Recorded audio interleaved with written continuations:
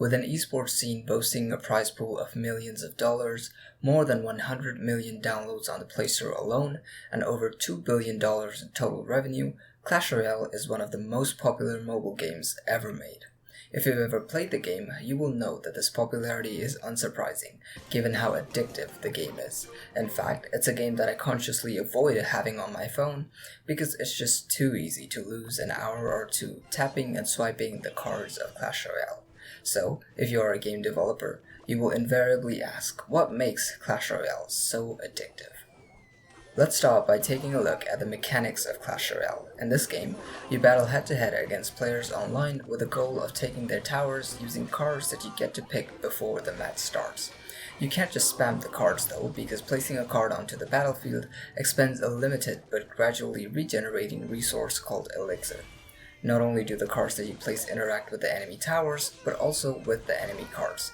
These rules combined with an excellent polish already make for an amazing interactive experience. However, my epiphany that I wish to share through this video is that Clash Royale couldn't have been what it is with this gameplay alone. It taps into something more, a secret that keeps players engaged for hours upon hours, and that secret is flow. Flow is a concept coined by a Hungarian-American psychologist named Mihaly Csikszentmihalyi in his book titled Flow, The Psychology of Optimal Experience. According to him, flow is a state of mind in which a person is completely engrossed in an activity. Think about a time when you were absolutely absorbed by whatever you were doing, be it that heated soccer match you played in high school or that solo you played on the piano in front of thousands. That is flow. Luckily for us, the author of the book not only describes this mental state, but also explains the conditions conducive to it. Flow, according to Csikszentmihalyi, is a function of two variables, challenge and skill. If the challenge of a task far exceeds a person's skill level, the person will feel frustrated. In contrast, if skill exceeds challenge, what ensues is boredom.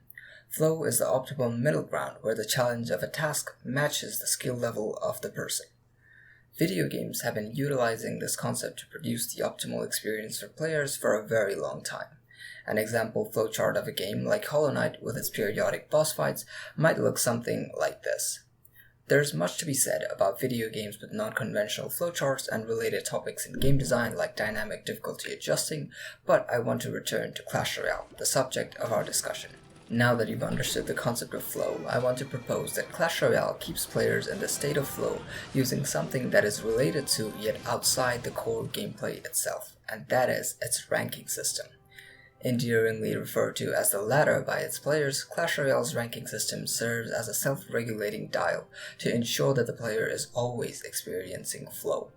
How it works is that if a player loses a match, their trophy count gets deducted, which places them in a pool of lesser skilled opponents, whereas if they win, it gets incremented, as a result of which they face players with higher skill levels. It's a brilliant system where you can't win all the time because you will eventually encounter opponents who are better than you. But then, you can't lose all the time because the further down the ladder you fall, the easier your opponents are to beat. The consequence is that you are constantly operating at the edge of your skill level, which naturally puts you in a state of flow. In my eyes, Supercell's genius is that they didn't have to code this dynamic difficulty into the game. Rather, it is a wonderful result of their ranking system, which is governed by how good the players are at the game. And that, I think, is Clash Royale's open secret. I hope this video gave you a good idea of how video games utilize the concept of flow. This is the official end of the video, so feel free to click away if you must. But for those of you that stayed, I have a couple things to share. First is an apology. I apologize for the consistent inconsistency in uploads. Regarding that, I will only say that I am learning how to manage my time better. Second, I have decided to do away with the end of video quotations. While I love sharing my insights on life with everyone, I feel that doing so using end of video quotations disrupts the flow of the video.